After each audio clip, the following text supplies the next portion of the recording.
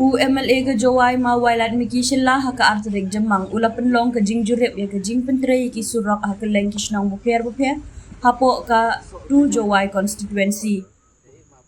Haka ni ke jing lek jurep lasen ran ya UMLA daki officer katnat Public Works Department PWD nalor kiwei.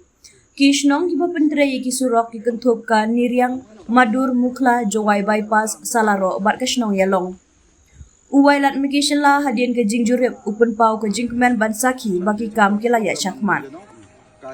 Wah nin ke sini ni yang da layo inspect harangkat ki ni ki officer na ka PWD South atau PWD Central.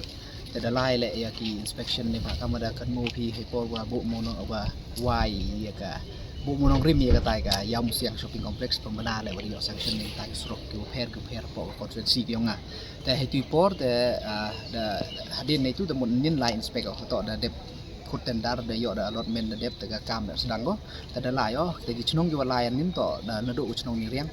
ka chnong Madur ka chnong Mukla kanika bypass na kanika tu ni Lat College ka dem te kanika Salaro ni na Salaro ko mi ha momon ni intru bat kam jole wa chnong yelong ta hadin ha ka jing lai yong rangkat wa officer ta da lali pa euro ta jam do mani go sedang kaman gate te kam man gate te da sedang pagi ni kenro kinala kam te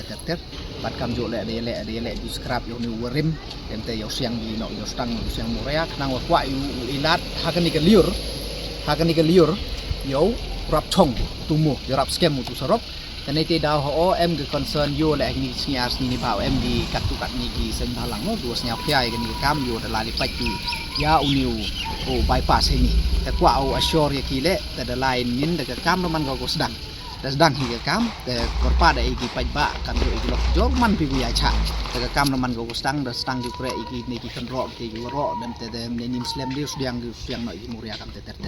Dengan itu belum malah kecing kuat kecing pentip bat haju ipor ada panjur ya ki officer ki engineer bat kamjo le emtok hidu i kecing lah ada pentip ile ya ki nong ilam chnong gitu chnong di thau khnang wa ki le yam lang ki yo ku pen yo le ni yo ku flag off le pun snyau ki issue bi ki le em won snyau hun ki le ni u jeng kuat ki u pen sia u at belum malah itu he ni tadi perchang wa kum det kat wa ye la bat hakmat ki ni ki chnong le ong le ya ki department wa to wa wi le ki u wa pun chna met pun chna pha ho compromise ke quality tega teto ka kecing lagi mah nin sini lah ya kini the by next hari mud melumala hawa hanin dekat February March next year kat u 12 tang liur kat next year te yul di complete ya warok ini ki sarok